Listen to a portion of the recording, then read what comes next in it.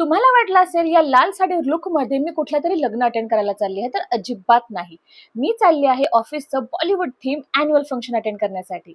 यावेळेस ऑफिसने annual function आणि trip हे एकत्र ऑर्गनाईज केलं होतं. व्हेन्यू जवळच असल्यामुळे मी आणि माझी टोळी थोड्या वेळातच व्हेन्यूला पोहोचलो आणि पाहतो तर काय, लाईट्स, कॅमेरा, ऍक्शन. व्हेन्यू एकदम बॉलिवूड थीमच्या हिशोबाने सजवला गेला होता. आणि हो, बॉलिवूड थीम म्हणून सगळ्यांनी काही ना काही बॉलिवूड कॅरेक्टर बनून यायचं होतं.